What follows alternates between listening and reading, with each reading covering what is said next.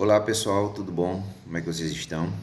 Estamos aqui hoje, dia 24 de novembro, gravando este vídeo para fazer a apresentação do nosso TCC na Universidade Uniaselv, onde a gente estuda aqui na nossa polo aqui em Vitória de Santo Antão, Pernambuco, e o tema que nós abordamos nesse trabalho de TCC foi justamente abordando uma das personagens mais importantes do Brasil e que, infelizmente, é pouco conhecido por boa parte da população, que é Leopoldina, que o tema que nós estamos trabalhando sobre essa personagem é Leopoldina, a coautora da independência do Brasil.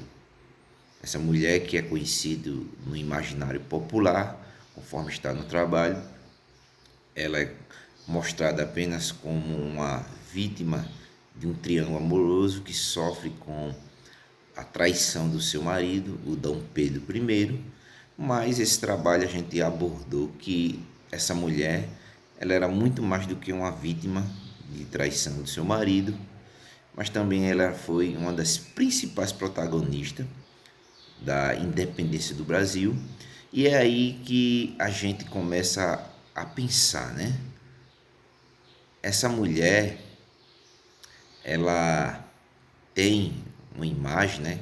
Todo mundo que já foi à escola, que já leu a história do Brasil, sabe que tem a foto dela lá, fazendo aquela reunião de Estado.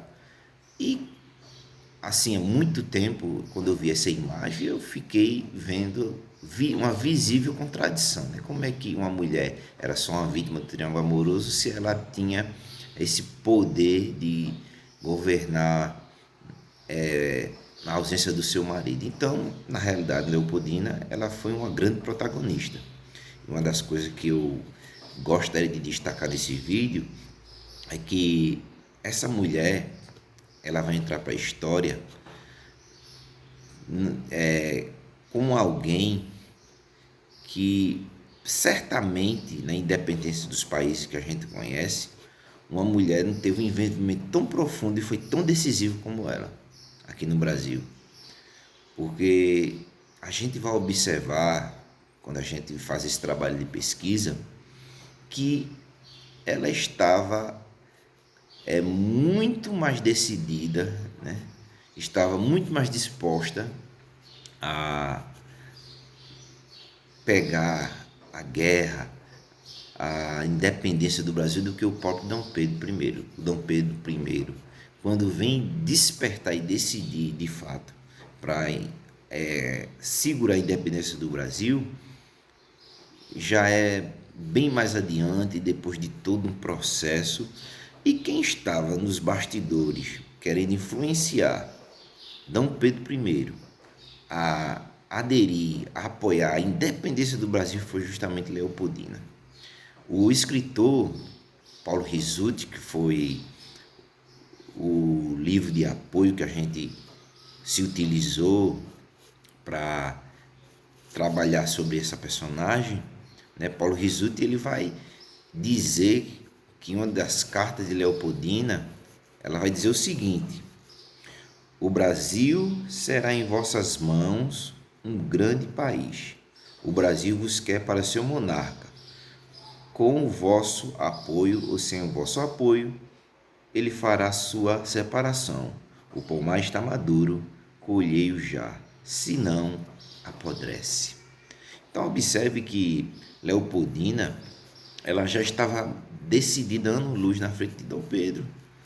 Isso se dá pelo fato de ela ser uma mulher que era preparada, né, estudada para ser uma governante. E um fato muito interessante que a gente descobriu nesse trabalho de pesquisa é que o Dom João VI, ele tinha plena consciência de que ter uma Habsburgo, né, que era a princesa, né, dessa dinastia, era ter consigo a melhor mulher, a melhor princesa que um governante poderia ter. E ele vai gastar, vai investir pesado para conquistar aquele casamento, que a gente sabe que na época o casamento era feito por contrato, e geralmente as princesas só se casavam com outros príncipes de outras dinastias. E o Dom João VI, ele investe pesado nisso, envia os seus ministros para assim conseguir esse casamento, que é bem sucedido, e assim vem essa jovem princesa Leopoldina para o país para se casar com o príncipe regente até então, Dom Pedro I.